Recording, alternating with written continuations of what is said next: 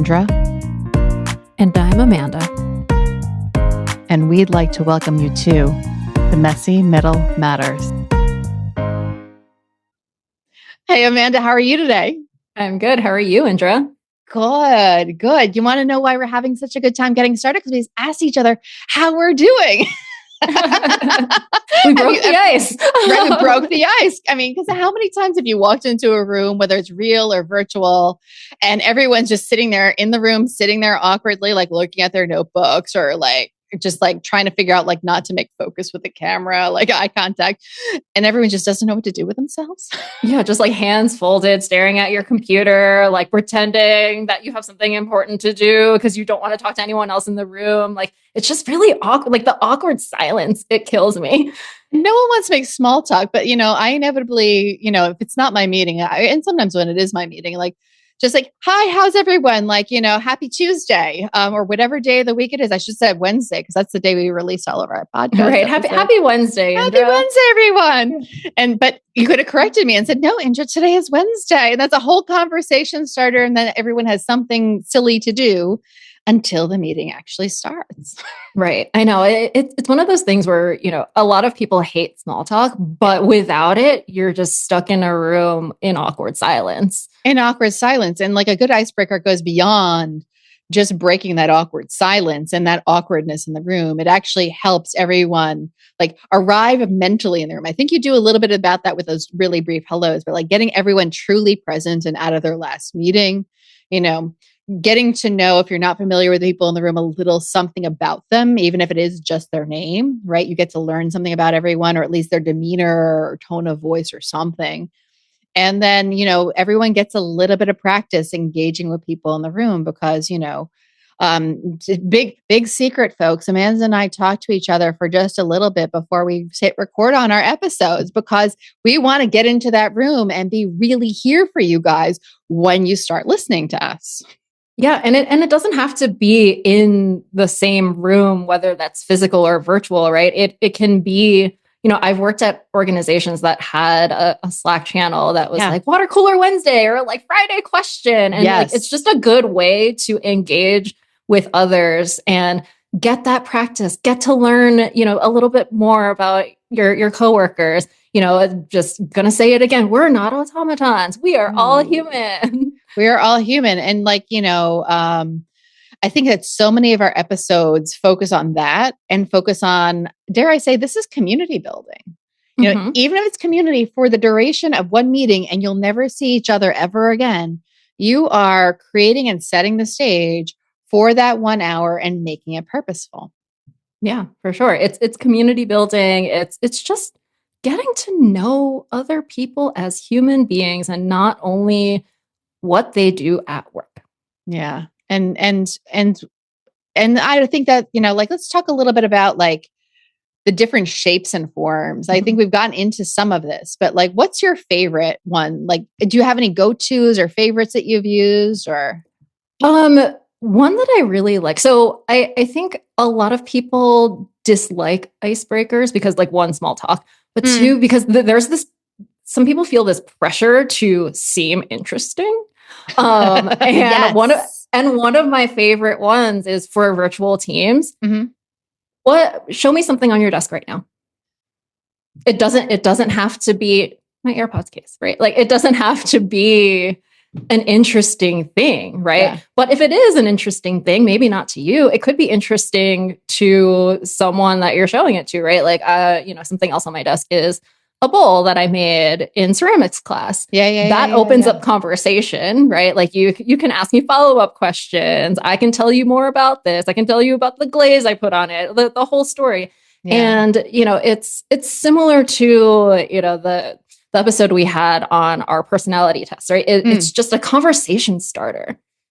Yeah. And I love the fact that you gave an example that's some of my least favorite icebreakers. And I see its value, but I also cringe every single time that somebody suggests 2 truths and a lie.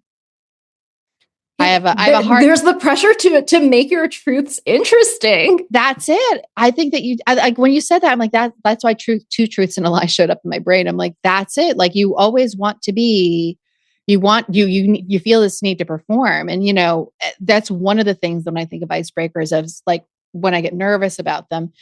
And the other is like some icebreakers give me a vulnerability hangover, right? Like they like dig so deep into some sort of like, like tell me about like, there was one, a friend of mine was telling me about one, and it had something to do with childhood and whatever it was.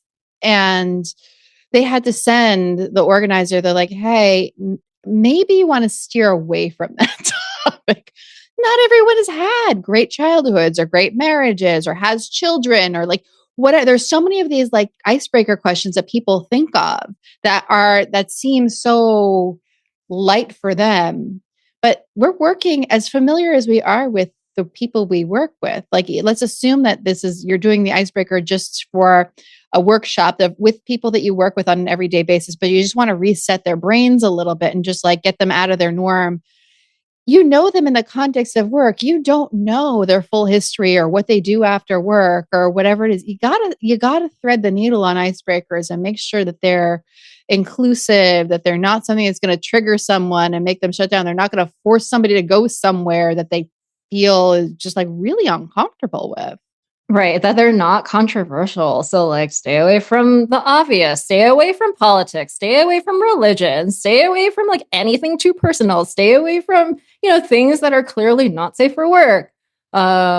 Just there's a good balance when you're thinking of icebreaker questions, right? Like they should be inclusive. They should be, general enough that most people should be able to answer, like low stakes, doesn't spark the need to perform, right? Another one that I love is, what is a book or a show that you're consuming right now?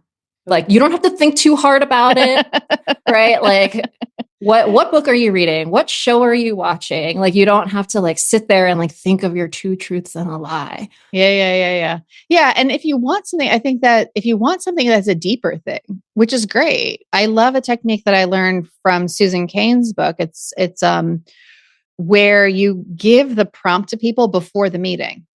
Mm-hmm. And I've done that before. That gives them time to digest and to think about it. Even some of the light ones, you're like, oh, like, like sometimes I like to do seasonal things. And like on a virtual one, what I'll do is I'll have everyone drop onto a virtual whiteboard, like a photo or an emoji or whatever. And it gives people time to think about like, oh, what was my favorite vacation? Oh, okay, here you go. Or what is my, like favorite color? Like they get to noodle on that. Because if you ask me what favorite color, like even if I know what my favorite color is, what shade and hue do I want to share with everybody else? Give me some time. Yeah, I like that approach because not everyone likes being put on the spot. Mm-mm. Like even if it's something super like casual, like what's your favorite color?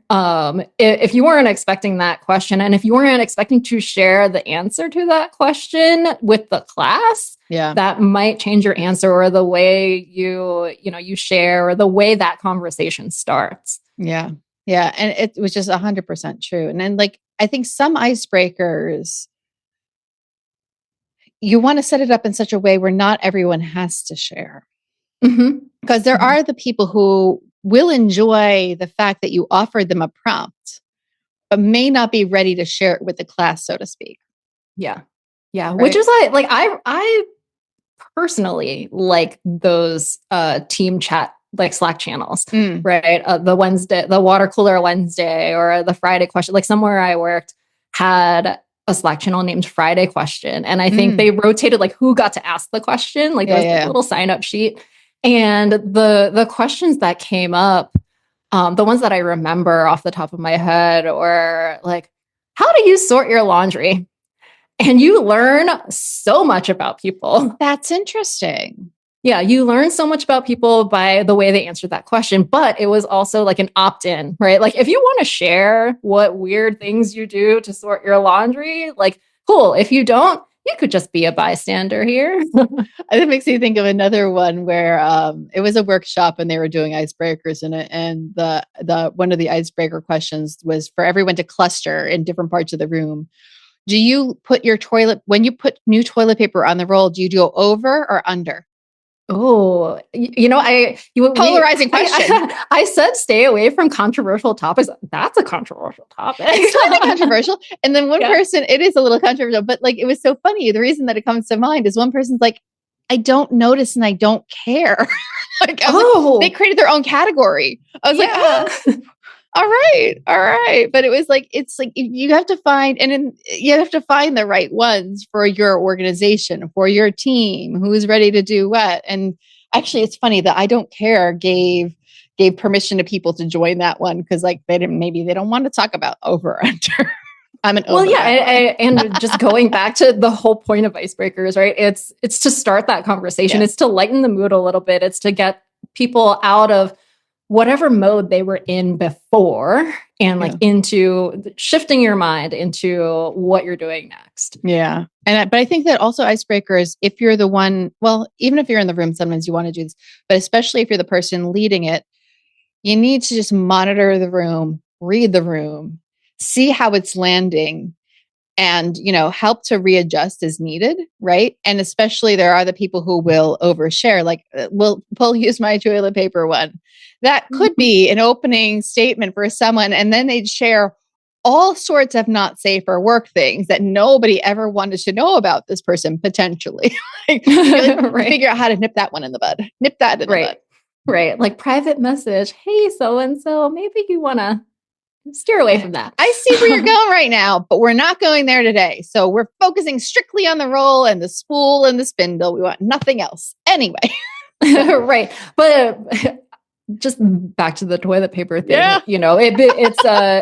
it's a quote controversial topic, but like it is it's an example of one of those ones that builds community, right? 100%. We all have very strong feelings. Like it's me. Other than that one person, most of us have very strong feelings when we walk into someone's restroom and we're like, you didn't do it the way that I do it. Huh. Right. Interesting. Right. Interesting. And there are reasons why. What is it? Over, it's easier to get it off. Under, you're less likely to use too much. Scientifically speaking. Huh. I'm an over. I'm an over. It's easier to get to. I can find the end. Yeah. Another go-to is, what is your food hot take? Which can be controversial. Interesting. And like, one answer that comes to mind, it was a Friday question, and someone was like, I think pizza is gross. And I and the people sitting around me audibly gasped when we saw that message come through. But it's just like, wow, now we know, what this person thinks about pizza. And we asked so many follow-up questions. Like, is it all kinds of pizza? Is it, certain toppings? Like, what's the deal? Like, what made you hate pizza? Food is one of those sticky ones. It's really interesting. That one's a super personal, maybe more personal than toilet paper. Who knows? I think so. Yeah, you know what? You're right.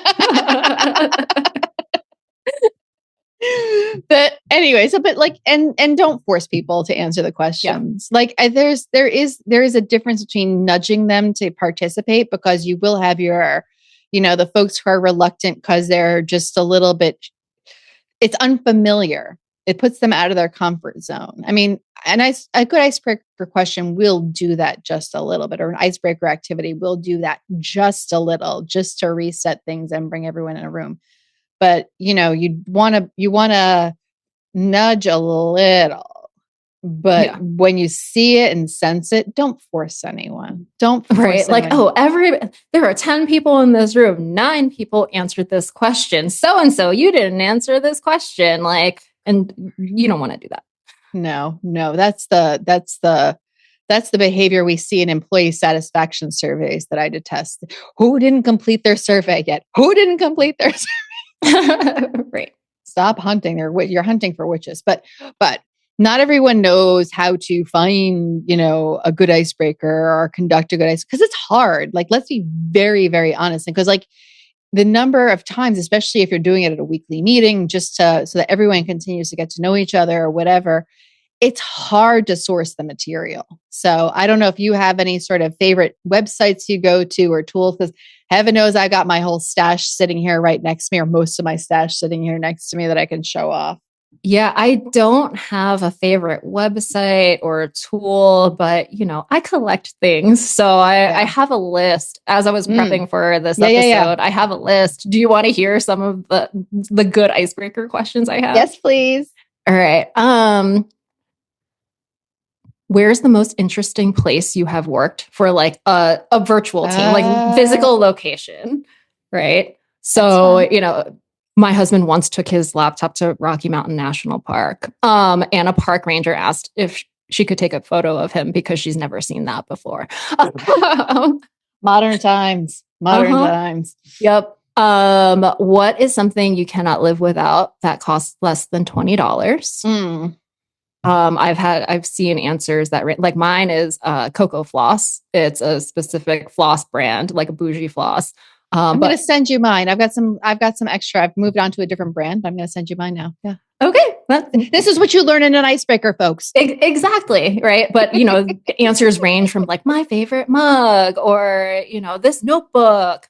It's just like an easy one, I think. Maybe it's harder to think about the less than $20. What mundane thing do you think you're fairly good at? Like mine is loading as much stuff into the dishwasher as I can. That's so funny. I always threaten to say that I could put printing as a skill set on my resume. Printing? I'm very good at printing in all different types of shapes and forms. Oh, yes. Oh, yeah. See, we're learning about each other right now from these icebreaker questions. What's the last song that you had stuck in your head? I'm going to spare everyone from this song. So I'm Keep going. I'd have to remember what did I get? Because I know I had one stuck this morning. I can't remember what it was. Yeah. Yeah. If you had to order takeout tonight, where would you order from and what would you order? I like that. Yeah. And if you had to build an ice cream sundae, what would be on it? Oh, that's fun, because then everyone gets to grab each other's toppings or like yes and each other and like what they want. Yes, I've seen that exact thing happen. Just like, oh, I didn't even think about I forgot about mixing the fudge. Yeah. I love that. Ooh. And I think that that's the thing is like, as you find these questions, like you create a question bank for yourself, like, and throw it in a Google Doc that's always on your drive and you get to have it. And you don't need to literally use it. You can just like use it for inspiration. Even if you're not, you can literally use it or use it as an inspiration. So I'm going to give you some of my favorite things. This is not like, actually that'll be a bonus thing. So one of my favorite newer things is, so Esther Perel's got a game that she created after the pandemic because she realized that humans, we forgot how to people. And so it's Where Should We Begin? And the card game is on its second edition already. And they're different suits, I'm going to call them. I don't know how she refers to them, but you can actually peel away. It's easy to peel away. She made it easy to peel away the not safe for work questions. Oh, so you can actually pull questions, and they're really designed to be thoughtful and like really to get to know each other. I love her stuff. So is another deck that I have. I'll add the link in the show links. I've got all these different one-on-one decks from my career coach, Jen, but I love the mentor pack. That's got good stuff in it. Creative sprint for creative teams. If you got creative teams, you're looking for an activity. These deck of cards are really amazing. The game storing book, it does a lot more than its purpose is not icebreakers, but within the book, it's got a lot of like workshopping activities in here, and there's a website that's free. But they've also got a lot of ideas for like, especially if you're doing like an offsite or something, has fun things. And I'd say like the last bonus thing, which isn't necessarily icebreakers, but it's really about that community building, is Priya Parker's Art of Gathering book. It's really amazing. So nice. Yeah. When you pulled out the Esther Perel cards, that reminded me that I have this on my desk. It's another card game. It's called We're Not Really Strangers. I don't know that I would use all of these for work. But I have like pulled out ones that were pretty tame, and I've used them, during team building things. The one that comes to mind is, how many speeding tickets do you think I've got? Oh, that sounds like a dangerous question. You got to like your team to do that one. Yeah. But yeah, like any one of these, I don't think that any of them are like lift and shift and you just pull something but they're pull out what makes the most sense from them. And even if there isn't something that's super useful within a particular resource, it can spur your juices to think of the new thing and think of all those little things. And if all else fails, talk about the weather. Talk about the weather, weekend plans. It's something. It's something. Right. So yeah, talk about the weather. But yeah, you're right. These things, I don't think there's a perfect deck of cards or, bank of questions that you could just easily, apply everything. But it does serve for good inspiration. Yeah.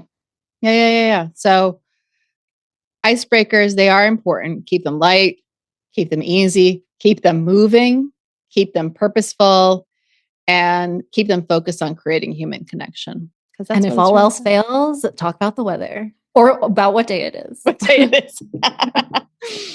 On that note, thank you, Amanda, for yet another fun time spending with me. I love it. And I hope that y'all enjoyed this episode as much as we enjoyed creating it, and that you'll join us next time when we talk about another topic from the messy middle. Bye. Bye.